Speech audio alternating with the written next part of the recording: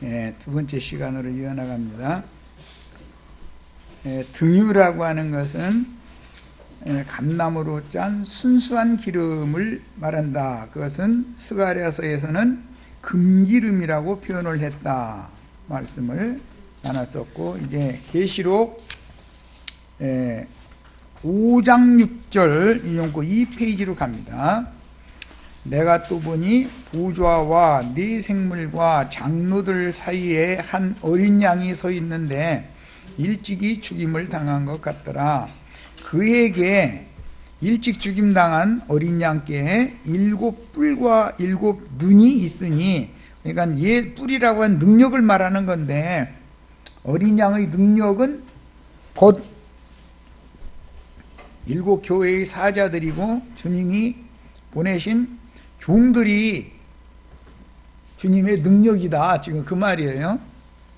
그 다음에 7눈이 있으니, 주님의 계시는 성경에 나타난 모든 이상 비밀한 것들은 그분의 7 종들로 상징되는 7교회의 사자들에게 주신 것이다 라는 말이에요. 이 눈들은 온 땅에 보내심을 받은 하나님의 7 영들이다, 이렇게 표현을 했어요. 이거 스가랴서에서 인용하는 말이죠.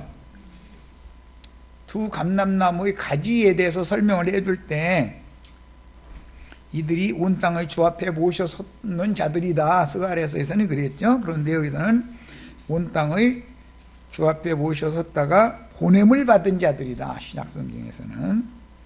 그들을 통해서 금기름이, 순결한 등유가 처녀들에게, 처녀들의 그릇에 부어진다, 지금 그 말이란 말이에요. 계시록 11장 3절로 4절, 여긴 두 증인들 얘기하는 거예요. 내가 나의 두 증인에게 권세를 주리니, 이 권세가 뿔이죠.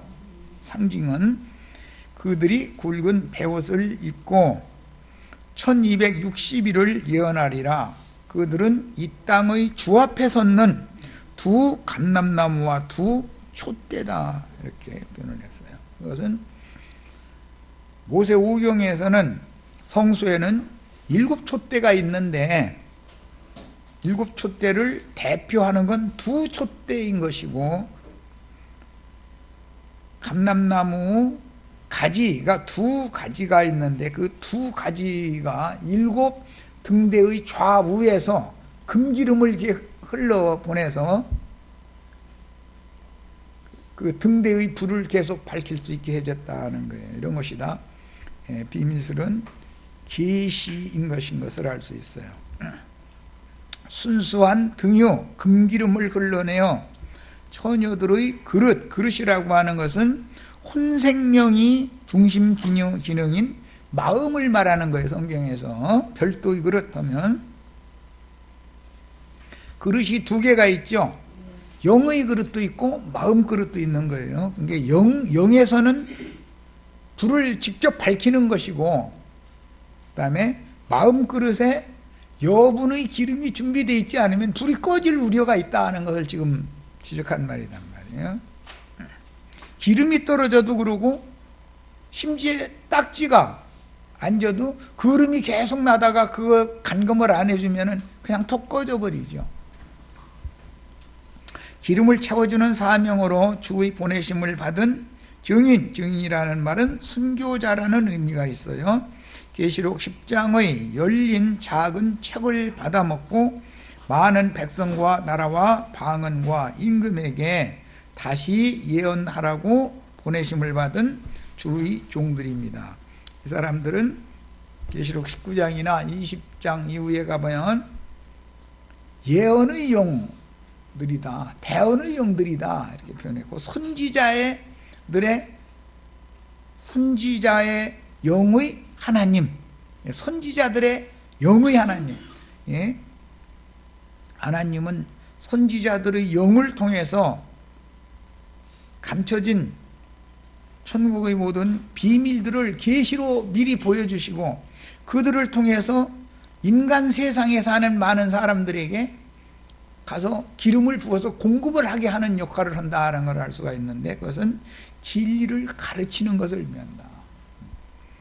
하나님의 종 선지자들이 먼저 비밀한 계시들을 받고 나가서 양무리들을 모아서 진리를 가르치는 거예요. 순수한 진리를. 혼잡한 진리를 가르치는 사람들도 진리를 가르치기는 가르치는데 그릇만 나는 기름을 부어주기 때문에, 만약에 땅에서 같으면 그래도 불만 꺼지면 극복이지만 비행기에다가 가서다가는 그걸 탄 사람 다 죽이는 것이죠. 아까 그래서 내가 일부러 비유한 거예요. 뭔 뜻인가 하면 다 감이 답을 잡힐 거예요. 내가 뭔 비유를 하면 다 감을 딱딱 잡아야 돼.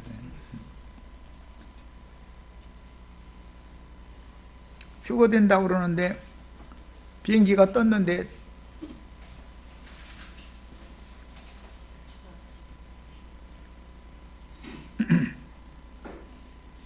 맑은 순수한 기름이 아닌 많은 불순물이 섞인 기름 태우면은 로켓 달 날아가다가 하늘 날아가다가 떨어질 수 있죠? 진리를 잘못 가르쳐 놓으면 큰일 난다는 거예요. 그러니까 비행기를 타도 하필이면 재수없이 그 비행기 타면 죽는 거지 뭐. 차라리 다음 비행기를 타는 게 낫지. 그럴 바에. 별조의 그릇은 사람의 생명의 바탕인 혼생명이 중심 기능인 마음 그릇이며 진리의 지식으로 인한 등유 기름인 순수한 감람유, 진리의 영이라고 그러죠. 하나님은 생명의 성령도 되지만 진리의 성령이잖아요. 진리의 하나님이잖아요. 진리의 영, 즉 금기름이 충만하게 채워진 욥으로 그리스도의 심판때, 즉 신부성의 문 앞에서 사람 천사들에게 검증을 받는 기준은 기름이 채워져 있어야 되는 것이다 라는 걸 알 수 있는 거예요. 진리 말씀을 가르침 받은 것이, 진리가 우리 속에 풍성히 거하는 것이 죽지 않는 비결이다 말하자면, 불 꺼뜨려지지 않는 비결이다 그 말이죠. 자, 인용구 같이 읽어보겠습니다. 우선 로마서 2장 2절 인용구 읽습니다. 심판날에는 뭘로 심판을 하는지를 보는 거예요.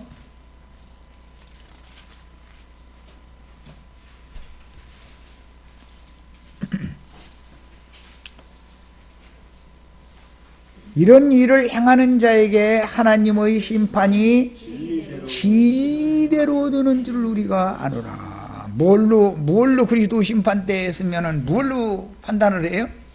진리대로 판단하는 거예요. 진리대로. 그런데 진리의 지식이 순수한 진리의 지식이야지, 섞인 것이 많은 진리 지식이면 위험하다는 것이죠. 그거 믿고 있다가는. 그 다음에 디모데후서 3장 7절로 8절, 뭐 많은 구절을 인용하기가 그래서 몇 구절만 뽑았어요. 디모데후서 3장 7절로 8절.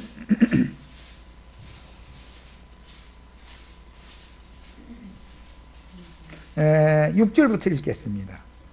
그들 중에 남의 집에 가만히 들어가 어리석은 여자를 유인하는 자들이 있으니 그 여자는 죄를 중이지고 여러 가지 욕심에 끌린 바 되어 항상 배우나 끝내 진리의 지식에 이를 수 없느니라. 그랬어요. 배우기는 항상 배워. 열심은 더 내죠. 그런데 결과적으로는 진리의 지식에 이르지는 못한다. 그러면 그리스도 심판대를 통과할 수 있다 없다? 그 말이란 말이에요 지금. 그러면 왜 그러느냐? 남의 집에 가만히 들어가서 어리석은 여자를 유인해내서 자기 안에 삼는 자들이 많은 거죠. 거짓 선지자들이. 아까 내가 첫 시간에 얘기한 것처럼 이미 주님께서는 아론 반차의 제사장 제도와 직분과 모든 것들을 다 폐해버리고 완전한 법으로, 그리스도 율법으로, 멜기세덱 반차에 따른 새 법으로 반포하셨고 그것을 집행하시고 있는 중임에도 불구하고 거기에다가 여전히 옛 것을 갖다가 군더더기를 갖다 자꾸 붙이다 보면 주님이 이루신 십자가의 구속이 오히려 부족한 보가 되어버리고 말죠. 또 구속을 이루신 주님이 그런 자들에 의해서 수욕을 당한다 이거예요. 멸시당하고.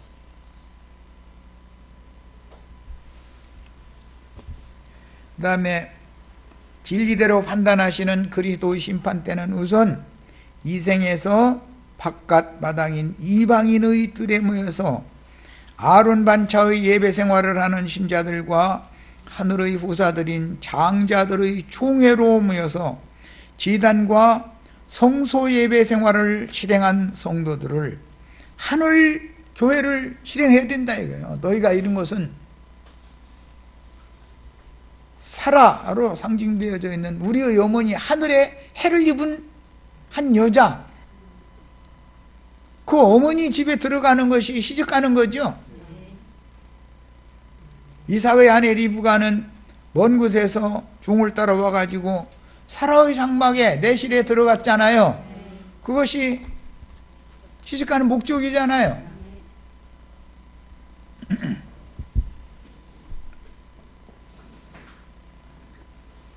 그래서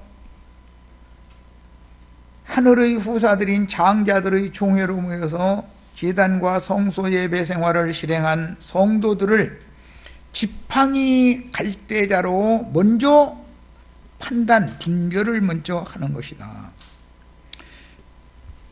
그러니까 세상 교계에서 일단 나와야죠. 신랑을 맞으러 나온다라는 말이 뭔 뜻인지를 지금 설명하느라고 그래요. 일단 나와야 된단 말이야.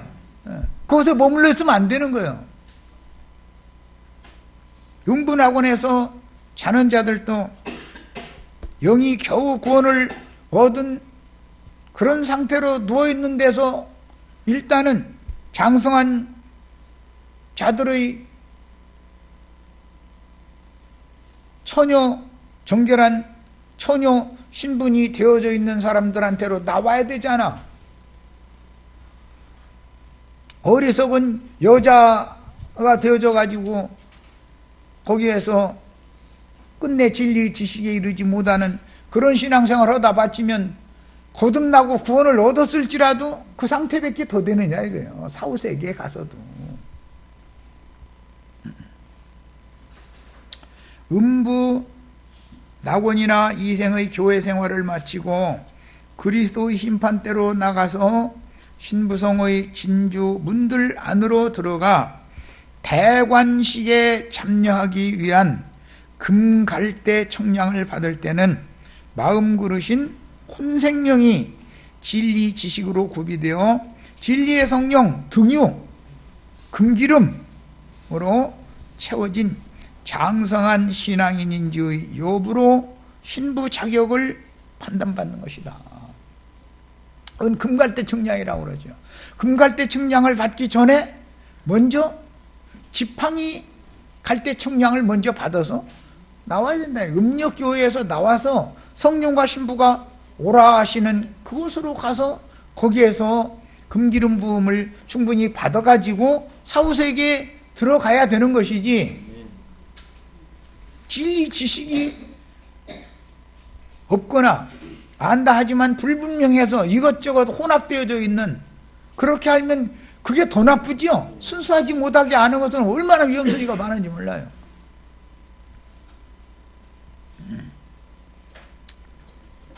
맞는다라는 말은 단어가 다르다라는 거 아까 이미 소개를 했어요. 앞에 맞으러 나간, 거기서는 개인적인 은밀한 조우 만나러, 이것은 형제 자매님들의 심령에 주님의 성령이 개인적으로 오시도록 자신의 마음을 이렇게 열어드리는 거, 영의 생각을 열어드리는 거, 그것과 관련되는 용어지만, 맞으러 나오라 할 때는 공개적이고 의식을 행하는 것이기 때문에 그건 단어 자체가 다르다.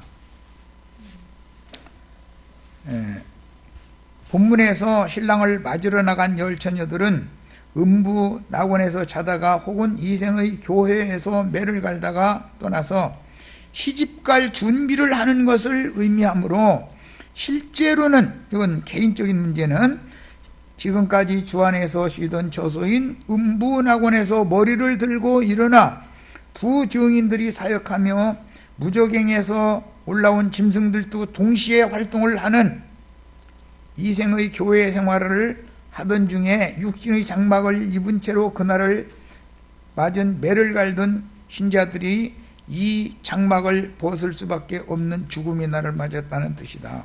이게 음부 낙원에서 자던 자들은 그 자는 상태에서 일어나야 된다라는 뜻이고, 일어나서 머리를 들라 했던 부활의 날이 왔다 그 말이야. 오는 부활의 날이 왔다 그런 뜻이고, 이 생에 살다가 그날을 맞은 신자들은 짐승의 이름이나 표시를 거부하고 죽자마자 함께 부활에 참여하게 되는 그런 상태를 의미하는 것이다. 그 다음에 세상 교회들에서 빼내심을 받아 기름을 채우는 신앙생활을 하려면 세상 교회들에서 나와 하늘에 기록된 장자들의 교회로 도망가서, 하여튼 이 생에 살아있는 동안의 일이 너무너무 중요한 거예요. 여기서 모든 걸 결정해갖고 사후세계에 가야 되니까 진리를 아는 데 이르도록 완전한 대로 나아가는 가르침을 다시 받아 진리를 아는 데 이르러서, 그렇게 되려면 히브리서 5장 말미암아 6장 서두의 말씀을 잘 생각을 해보셔야 돼요. 선만 먹던 자들이 아니고 완전한 대로 나아가는 가르침을 누구에게 가서 다시 받아야 된다. 그 사람들은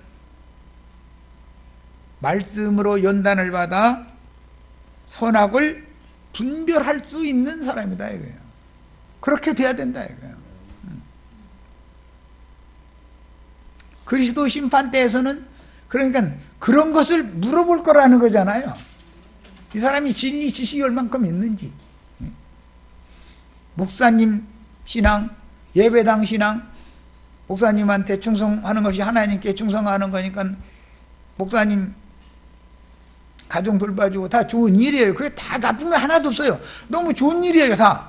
그런데 그거에 다 아론 반차에 따르는 이미 주님께서 폐한 법임에도 불구하고 그걸 다시 갖다가 주님이 구속을 이루고 나서 새 법을 마음에 다시 새겨주시려고 그러면은 거기다가 그걸 옛법을 갖다가 살짝 갖다 섞는다 이거죠.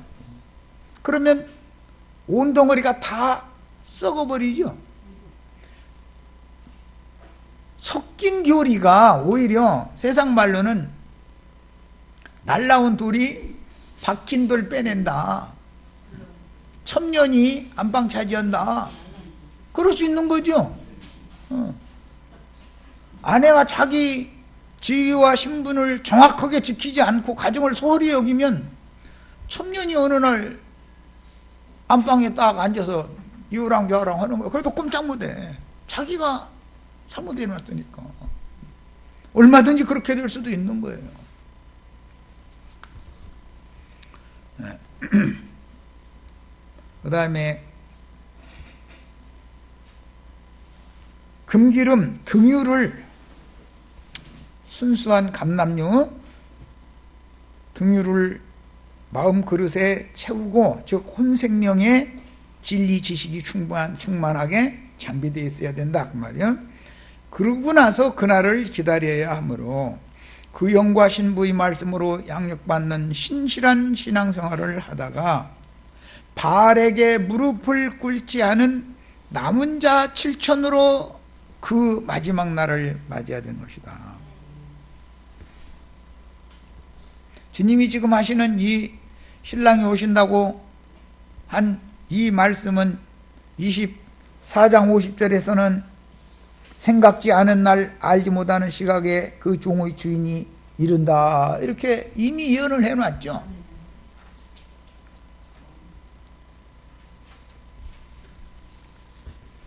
그런데 5절 신랑이 더디움으로 다 졸며 찰세. 밤중에 소리가 나되 보라 신랑이로다 맞으러 나오라 하매. 오늘 내가 보라 신랑이로다 했는데 신랑은 어떻게 오신다고 했어요? 응? 광명한 새벽별이다 그랬는데 금방 잊어먹었네. 다른 방면으로 요즘같이 오는 신랑을 말인 거죠? 네.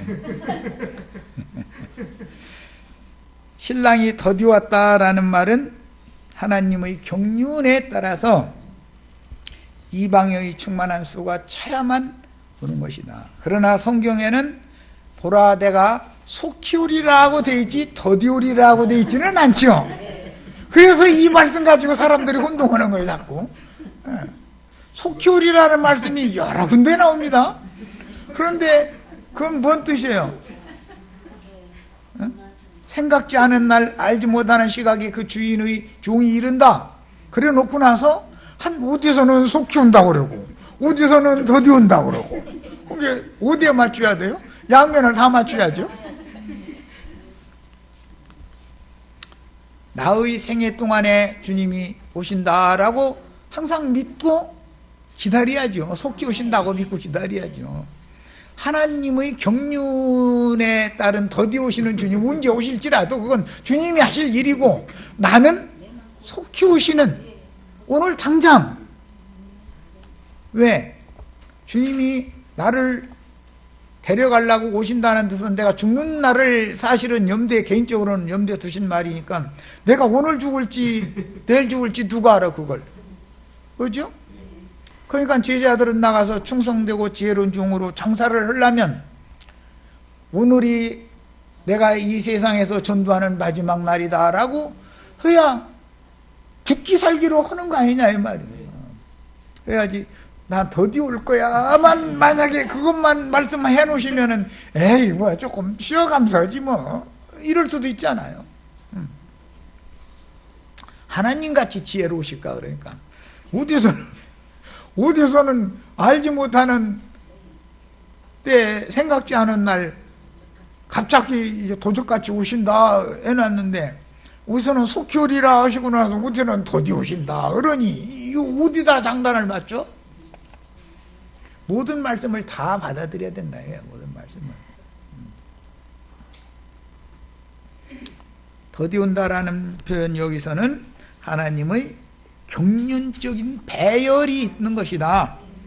먼저 율법과 선지자의 때가 있고 그 다음에는 이방인의 때가 있고 그 다음에는 무화과가 저주받은 무화과가 다시 소생되어서 열매를 맺는 때가 있다. 이거는 하나님의 안배, 배열에 관한 문제인 것이지 사람이 하나님의 날짜를 이러세요 저러세요 이렇게 할 수는 없죠. 인간은 하나님께서 배열하시는 그 하나님의 시간표에 맞춰서 자기 신앙생활을 열심히 할 뿐인 거예요. 자, 그 다음에 밤중에 소리가 나되 그랬는데 여기 밤중이라고 그러면 초저녁 같으면 다 졸며 자겠어요? 적어도 9시 뉴스는 끝나야 되잖아. 초저녁은 아닐 거 아니에요. 밤중이라 해도. 그렇다 해서 이게 정오라는 말이냐 그것이 아니에요. 미드나이트를 말하는 게 아니에요. 그런데 이게 날이 셀 무렵이다 사실은. 더디 오시는 주님은 계시록 마지막에 주님이 다시 오실 때는 나는 광명한 새벽별이다 이미 답을 다 해놨죠. 여기저기다 이렇게 감춰놨을 뿐이지 나는 날 셀 무렵에 올 거야 사실은 이렇게 얘기해 놓으셨는데 그걸 2000년 전에 사도들이 다 알아들었더라면 전도해요 안 해요? 마무리를 하는 종들에게나 이것을 계시를 해 주셔야지 성경에 기록은 해놨어도 앞선 종들에게는 그런 문제는 살짝 가려놔 버려.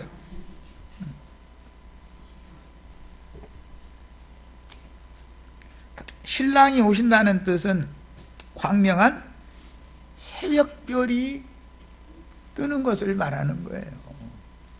그런데 광명한 새벽별은 꼭두새벽에 부지런한 사람이나 보지 늦잠 자는 사람은 못 봐.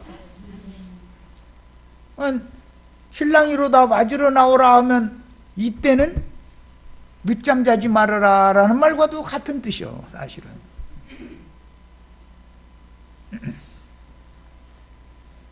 새벽 4시경에는 다 일어나야 된다, 그 말이요. 그게 제일 일어나기 싫은 시간이죠. 그죠? 그러니까 하나님 무슨 심술도 아니고 왜 꼭 제일 일어나기 싫은 시간에 이게 오시는지 나 그것도 또 하나님 같이 지혜로우실까? 그러니까 우리는 경각심을 가지고 항상 깨어 있어야 된다. 신랑이로다. 신랑이로다 라는 말은 신랑이 소개되는 거죠. 장가들러 오시는 신랑이 약혼녀들에게 신랑이 지금 오신다. 이 말은 광명한 새벽 별이신 주님을 소개한다라는 말과 같은 뜻이에요. 날이 새간다. 여러분 정신 차려라. 이렇게 말한다 이 말이에요. 맞으러 나오라. 하매 이에 그 처녀들이 다 일어나서 앞에는 다 졸았죠. 다 잤죠. 졸거나 잤어요. 그러다가 이제는 다 일어났다라는 말은 부할 때가 되었다라는 말이에요. 일어나서 머리를 들라 하면은 부활을 말하는 거예요. 고개를 숙이고 그 영혼이 돌아가셨다 하면 죽음을 말하는 거예요. 성경의 표현을 잘 아셔야 돼. 일어나서 등을 준비할세. 신랑을 맞으러 가려면 아직 가장 깊은 밤이 새벽 4시경이죠. 제일 깊은 밤이죠, 그게. 날이 곧 밝아오기 시작하기 바로 직전, 제일 깊은 밤이에요. 그때 일어나서 등을 준비한다는 건 자기 영을 점검해 본다. 우리 모두는 다 신약의 제사장들이기 때문에 성소의 등을 간검할 줄 알아야죠.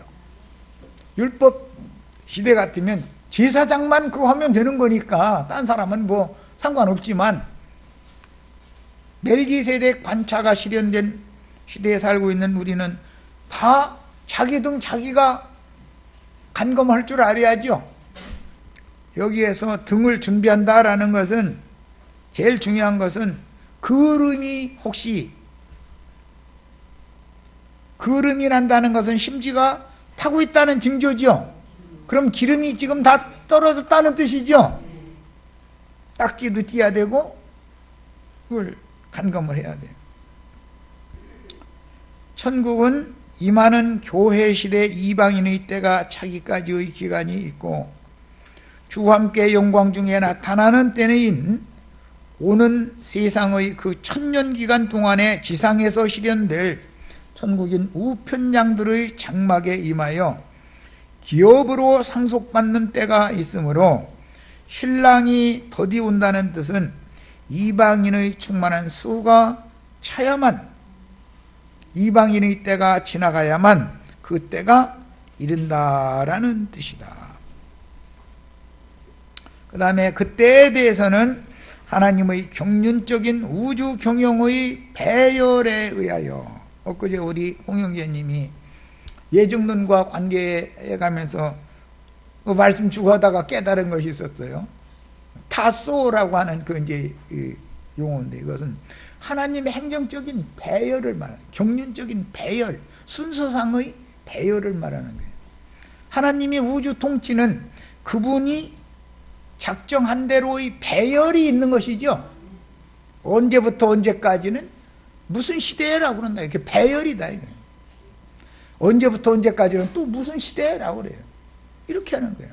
그 다음에 교회 시대가 끝나고 나면 공의의 시대가 새 시대가 오는 거예요. 천지가 다시 개벽이 돼가지고. 이런 것은 하나님의 배열에 의한 것이다. 그런 것이 무슨 예정이라고 이렇게 번역을 해놔가지고 오해를 하게 했는데, 그 사실은 하나님이 그것을 영원 전에 이미 하나님의 장 중에 하나님의 마음속에 배열이 정해져 있었던 것이다. 어떻게 내가 우주를 통치하겠다. 그런데 그거를 모르면, 즉 하나님의 경륜을 모르면 하나님의 우주 통치를 대적하는 자가 될 수 있죠. 진리의 말씀을 혼잡하게 알면, 차라리 모르면 괜찮아. 차라리 모르면 조금 혼잡하게 알아가지고 엉뚱하게 가르쳐가지고 사람들 망하게 만드는 것보다는 차라리 모르는 게 낫잖아요. 가만히 있으면 되니까. 제일 중요한 건 뭐냐? 하나님의 우주 통치의 방식, 어느 때부터 어느 때까지는 무슨 시대라고 그러고, 거기에서는 어떻게 내가 우주를 경영하고 다스릴 거다. 그 다음에는 천지 개벽이 한 다음에 새 시대에는 어떻게 할 거다. 그 다음에는 또 어떻게 할 거다라는 게 하나님이 이미 배열을 이미 정해놔두고 계시다. 이것을 무시하는 사람들이 소위 말하는 무천년설주의자들이라는 사람들이죠. 그런 사람들이 뭐예요? 진리를 부분적으로 꽤나 아는 것이 있을지라도 그것이 그릇만 나게 하는, 비행기에다가 그 기름 넣다가는 큰일 나는 거죠. 그러니까 승천은 못 오는 거 아니야. 그 기름 채워가지고는 승천은 못 하는 거죠. 땅바닥에서야 그걸 음식하먹게 하면 날마다 등 닦다 안 깎도 못 하는 거지. 그러다 보니까 날마다 1000년 동안 등 닦느라고 날마다 못 닦는 거 아니겠어요? 옛날 호롱불 켜보면은 기름 나쁜 거, 중유 같은 거, 이제 기름 떨어졌다 해가지고 석유 없으면 중유 같은 거 봐 기계에다 넣는 거 그냥 넣고도 임시 밝히려고 그러면 10분도 못 가가지고서 등 유리가 사방이 시커매져 버리죠. 사람들 콧구멍이 아주 아이고 정말 그것도 싸다고 그것만 사다 쓰는 사람도 있어. 또 몇 푼 차이라고 그까이게. 아이고 어째 없으니까요. 그래가지고 등 유리 닦다 보면 나중에는 버겁져 버리면 닦아지지도 않아. 이제 아무리 닦아도 시커매 아주. 그러니까 인간의 마음이라고 하는 것은 영이 청결한 상태가 유지되지 않는 한은 빼꼼짝이가 끼게 돼 있다. 그리고 딱지가 앉아버려, 굳어버려.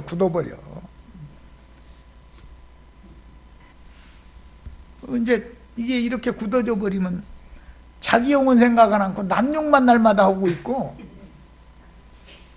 그리고 자기는 구원받은 것이 이미 아주 구원보따리, 너무 무거운 구원보따리 짊어지고 다녀. 저 사람 구원받으라고 떠들을 겨를이 아닌데, 그런 계제가 아닌데.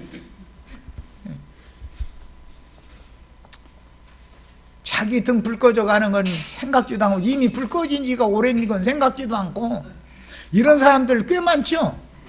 그런 사람들이 다 누구예요? 땅속에다가 자본 갖다 묻어놔뒀다가 도로 갖다 꺼내오는 사람들이잖아요. 나홀로 신앙이라고 그러죠. 요즘에 나홀로 신앙 꽤 많죠. 나홀로 신앙 가진 사람들 누가 전도하려고 하면 말 들어요, 안 들어요? 아는 것이 많아요, 없어요? 그 사람이 나 가르치려고 그래요. 내가 그 사람 가르칠 것이 없어. 얼마나 아는 게 많지. 침튀겨 싸서 대화가 안 돼.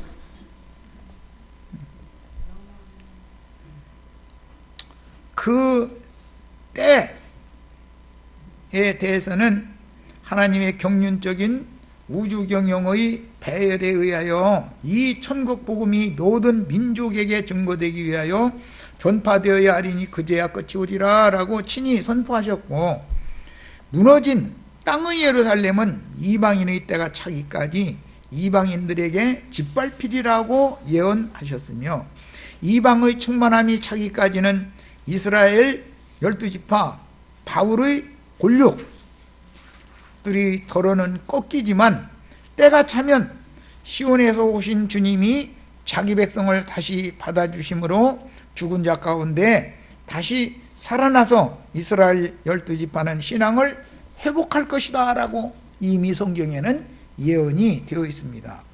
그 다음에 계시록에서는 하늘 성전의 제단 아래에서 호소하는 증인들이 그 호소를 주님이 들으시고 잠시만 더 기다려라. 그런데 때는 흰옷을 입고 이제 일어날 때니까, 부활 때니까 흰옷을 주시면서 잠시만 기다리라 했는데, 그 잠시 기다리는 것이 계시록 13장 15절에서는 짐승이 자기에게 굴복하지 않으면, 자기에게 절하지 않으면 수가 몇 주든지 다 죽인다는 거예요. 그건 수를 채우느라고 그러는 것이죠. 그리고 나서는 계시록 14장 13절로 16절 사이에 보면, 지금 이후로 주 안에서 죽는 자들은 복이 있도다. 그들은 살아서 매를 갈고 있던 사람들이죠. 그런데 그들이 살아서 육신으로 산 채로 휴거된다고 돼 있는 게 아니라, 지금 이후로는 42달이 마지막 후반부의 42달이 시작되면 주 안에서 죽는 자들이 오히려 복이 있는 거다라고 해놨단 말이에요. 그러니까 죽지 않고는 휴거될 수 없죠. 그야말로.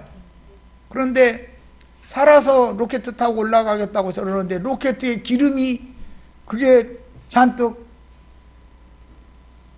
아주 못쓸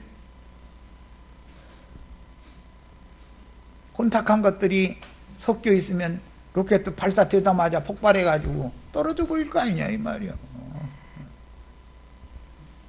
상상 속에 로켓 그만 타라고 일러주면은 다 죽여야 되냐고. 육신으로 이 생을 떠나지 않으면 영광의 성에 시집갈 수 있어요, 없어요? 이건 기본 진리죠. 세상 사람도 이 말하면 알아들어.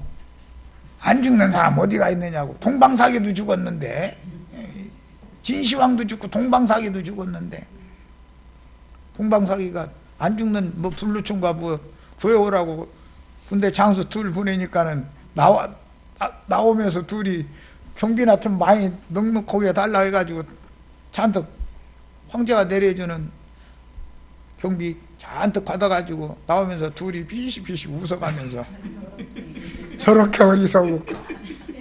안 죽는 약 발견하면 우리가 뭐 저 사람 갖다 죽었냐고 그랬대잖아.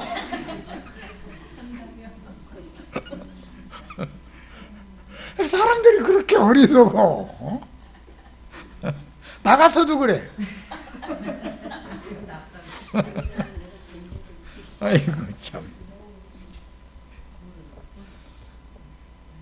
영생하고 싶으면 내가 먹고 영생해야지. 왜 그걸 왜 써서 그거 발견해가지고 가서 여태까지 자기 찍어 누르던 그 사람한테 왜 갖다 바쳐? 그걸 미쳤어? 인간이라는 건 아무것도 아니지만 이런 착각을 하고 산다는 거잖아요. 농담으로 지어낸 말이겠지만. 그 때에 대해서는 하나님의 경륜적인 우주경영의 배열에 의하여 우주가 통치된다는 걸 꼭 하나님의 경륜을 깨달을 필요가 있습니다. 이 단락에서 혼인 때는 이미 약혼을 한 때는 예수님이 육신으로 오셔서 십자가에서 죽으신 것은 약혼을 하려고 그런 거죠. 성령이 오셔서 매 세대 사람들에게 전도를 하신 것은 약혼식 하는 거죠. 그게 성령으로 거듭난다는 건 약혼한 거죠. 이삭의 신부 리브가를 종이 데려오면 신랑이 마중을 나가서 신부를 맞아 그 모친의 내실에 드리고 대언을 베푼 혼례법이나, 신랑인 야곱이 먼 데로 가서 돈은 없으니까 신부를 얻으려면 모하르라고 하는 신부의 몸값을 지불해야 되잖아요, 친정아버지한테. 그런데 뭐 야곱이 돈이 없으니까 종살이를 20년간 해가지고 값을 지불을 했죠. 원래는 7년 이제 14년을 해서 두 아내의 몸값을 지불을 했어요. 그리고 6년은 자기 품삯 때문에 종살이를 했어요. 그걸 신부집에 주고 때가 찼을 때는 혼인을 해서 자식들과 함께 약속의 땅으로 데려와 자신의 기업을 일군 야곱의 예에 따른 히브리인들의 전통 혼인 방식을 알아야 하며, 성경을 기본적으로 알아야 되니까 본문과 같이 이방인들의 혼인 방식에 맞추신 말씀의 흐름을 알아야 된다.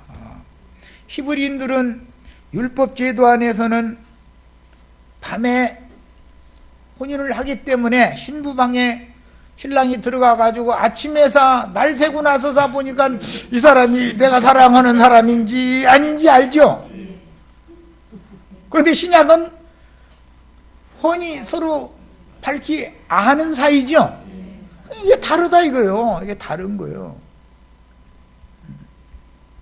옛날에는 셈족은 신부가 그 아버지가 자기 이웃마을 사람하고 어릴 때부터 친구로 잘 지내던 사람이고 딸을 친구네 집에 갔더니 한번 봐둔 것이 있어. 그러면 어느 날 시장에서 막걸리 한 대 포씩 해가면서 여보게 자네 딸도 이제 관연했고 우리 아들도 이제는 나도 손볼 때가 됐는데 우리 사돈 몇 세? 그러면은 그래요 그럼 하면은 이제 된 거죠.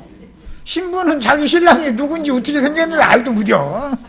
아버지 가서 살아 그러면 그게 셈족의 구약식이다 이거예요. 구약 율법식이다 이거. 그런데 지금은 딸 시집 보는데 그렇게 하려면 딸이 시집 갈라게요 안 갈라게요? 난리 나죠. 난리 나죠. 얼음도 없는 소리 밝아져 가지고 지금은 백주대낮에 뭔 소리냐고 지금. 왜 내 짝을 아버지가 고르는데 이렇게 나가버리지. 시대가 많이 바꿔졌죠. 스메르족 이제 셈족이라고 그러죠. 의 혼례법은 신랑이신 어린 양과 구속하신 성도들의 속사람간의 혼인에 대한 모형과 그림자인데 성경의 육신적인 혼인이라는 것은 아담의 여자가 한 몸을 이루라 했었던 것은 육신적인 혼인이지만 그것은 영적 혼인, 그리스도와 교회의 영적 혼인에 관한 말씀이기 때문에 교회라는 건 육신과 예수님이 결혼하는 건 아니죠. 성령과 구속받은 심령, 영혼들과 마음, 영혼들과 구속을 이루신 주님이 영적 혼인을 하는 것을 의미하는 거기 때문에 영적 혼인을 하려면은 먼저는 도적같이 오시는 주님은 계시를 통해서 오시는 것이다. 믿음을 통해서 오시죠. 그런데 그 믿음이 귀신의 믿음이면 안 되죠. 계시될 믿음이어야 되죠. 계시해 주신 믿음을 받아야 된단 말이에요. 그렇게 오시는 거예요. 그게 주님이 매 세대에 오셨던 거죠, 이미. 그런데 이때 마태복음 25장의 이때는 이제는 그 수가 찼으니까 한 시대를 끝내자 그런 뜻이죠. 천지개벽의 때가 온 거예요. 자, 그런데 그때는 주님이 오실 때는 광명한 새벽 별로 오시는 것이다. 달도 적고라는 건 세상 교회도 이제는 끝난 것이죠. 별들도 졌다라는 것은 하나님의 종 선지자들도 다 순교당하고 떠났고 이제는 제일 깊은 밤이 온 거예요. 그때는 광명한 새벽 별이 동쪽 하늘에서 반짝반짝 하는 것이 상징이다 이거예요. 상징이다. 그 말은 무슨 뜻이요? 이제는 새날이 곧 열린다. 신천지가 온다. 이만희 씨가 말하는 신천지가 아니고 천지가 개벽된다. 천지가 개벽되면 이제 예수 그리스도께서 정식으로 자기 신부를 멀고 먼 세상 나라에서 취하여 하나님 아버지 집으로 데려가셔서 거기에서 대관식을 치른 다음에 그 날부터는 이제는 아버지가 다스리는 게 아니라 아들이 새로운 우주를, 새하늘과 새 땅의 새로운 반유를 이제는 예수 그리스도 아들이 다스린다. 그 아들의 왕국의 내실에 들어갈 자라면 금기름이 준비되었던 사람들이다. 여기까지 해서 두 번째 시간 마칩니다.